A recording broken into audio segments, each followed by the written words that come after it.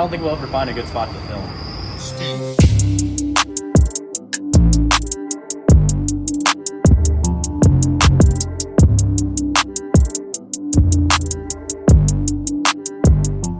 So you're finally thinking about boosting your New Edge Mustang. Well, you might want to hear what I have to say because it might not be a good idea. So if you're seriously considering boosting your car, I have a list here about 6 things that you can do to ensure that the car is ready for boost. So the first thing that I would consider when boosting a car is the exact type of boost that you're wanting to go with. So whether that be a turbocharger, whether that be a supercharger. So depending on the type of boost that you choose, obviously it's going to change the way the car drives and operates. So with the turbocharger, you will only be hitting boost when you're hitting high RPMs. With a supercharger, you know, you're always in boost no matter what RPM you're at.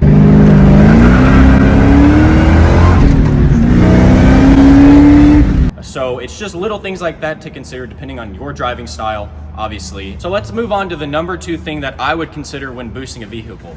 Number 2 would be mileage of the car. Now, mileage of the car matters because of a couple things. First and foremost, the engine and transmission, you want to make sure that they can handle the boost that's going to be thrown at them. So if your engine and transmission or drivetrain in general have a lot of miles on them, you know, you might throw a supercharger on there and the motor and stuff only lasts like a couple more thousand miles and it blows up because it's just very worn out already. It's old and it just isn't operating at its full potential. Now, my personal car right now, it's an 01 Cobra, like I said before. This car has 150,000 miles on the chassis. Now, aside from the engine and transmission and rear end, just drivetrain in general, mileage matters too based on the chassis of the car. So like the suspension parts, if you have worn out shocks, if you have worn out springs, if you have worn out bushings, general suspension parts, when you go to drive the car and you floor it while it's boosted now, that car is not going to drive like it should. You want to make sure that the suspension is good to go because it will just make handling the boost all around better. One last thing with mileage, sometimes the tires can be worn out. So if you have old worn out tires like I do, haven't hit boost full throttle yet because I'm still braking in my clutch, but you want to make sure that the tires are not only new but can handle the amount of power that the car is now going to have. All right, so jumping into number 3. Now I was considering putting this with number 2. But I think it deserves its own spot at number 3, just for the fact of this was a huge problem with the 01 Bullet that I had. So number 3 is going to be the clutch and flywheel. Now this is a huge deal because the clutch and flywheel are going to be taking a lot of beating, especially whenever you're now adding more horsepower and torque to the vehicle. So not only do you want to make sure that the clutch and flywheel aren't like too old or anything like that, but you also want to make sure that you pick a clutch and flywheel that can handle the amount of horsepower that the car is now going to have. Because if you do have a stock clutch, it might be okay for the time being, but it's going to wear out a little bit quicker because the stock clutches usually aren't able to handle the amount of horsepower torque when somebody throws boost into a car. Okay, so moving on to number 4. Number 4 is going to be the cost of boost and the cost of just preparing the car for boost. So if you have a car that is somewhat old, almost like this one, I'm pretty sure the whole suspension on this car is pretty much stock other than the lowering springs and the shocks and struts. You might want to consider just buying a different car that's already better, well prepped for the boost. But if you're somebody who just absolutely loves the car you already have and you don't mind spending a little bit of extra money to get the car ready, then that's perfectly fine too. But you'll notice whenever you're looking up cost of piecing together, maybe it's an Eat and Swap kit and you're trying to go on eBay for this part or Craigslist for this part, little things start to add up a lot. And so I think that's why a lot of people, they might have a GT and they're trying to do a Cobra swap in it.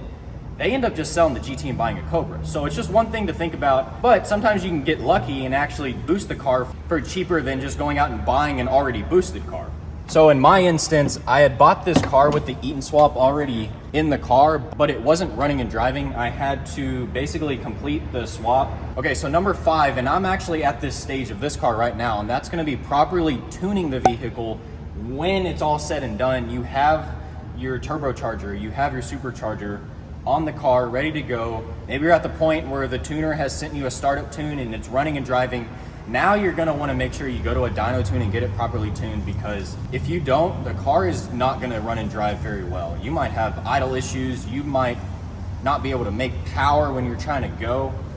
There's gonna be a lot of weird things with the tuning, and you wanna make sure that that is absolutely spot on perfect. Sorry about the audio behind us, so a bus just pulled up here, so hopefully it's not too bad, but we're gonna get through the last one that I have here. And that's number 6, and that's understanding that now that the car has boost, whether it's a turbocharger, supercharger, what have you, the car is now gonna have more maintenance because it's boosted. So in this case, like an Eaton supercharger or just a normal supercharger, it takes its own oil. So like, I don't know the proper amount of time to change these, but I've heard it's anywhere between like 10 or 15,000 miles. It also depends on how much you drive the car, how much you beat on it. But like Prochargers, Vortex, they all take their separate oil as well. But you'll notice too with boost, the car is just gonna have more problems. You might have a boost leak here, you might have a coolant leak there. There's just more stuff under the hood now that's operating and moving with the engine. So it's just something to consider, especially if you daily drive your car. There's plenty of people out there that drive boosted daily drivers, so it can be done, but it's just things to think about depending on how long you want to keep the car, how much money you're trying to spend, how much money you're already spending to maintain the car.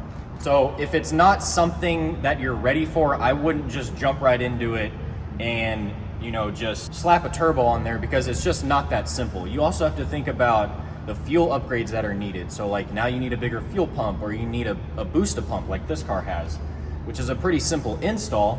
But if the rest of the car isn't able to handle that kind of power, I honestly wouldn't do it. I would say for anybody that are trying to boost their car and you're kind of new to that style car, just do your research on it. Make sure you do it all right the first time, because it's gonna suck if you do something wrong and you have to go back in, you gotta take out the transmission again, put a different clutch in it when you already had the engine out. Little things like that. It's better to just make sure you do it all right the first time. And obviously things are still gonna break along the way. There's no denying that. You can't completely stop something like that from happening, but there's easy things along the way to prevent, to make sure that you still enjoy the car after you've now gained 200, 300 more horsepower. So that's gonna do it for this video, guys. If this video helped anybody out, give it a like. If you enjoyed watching this video and you wanna see more stuff like this, subscribe. So that's gonna do it, guys. I'll catch y'all on the next one.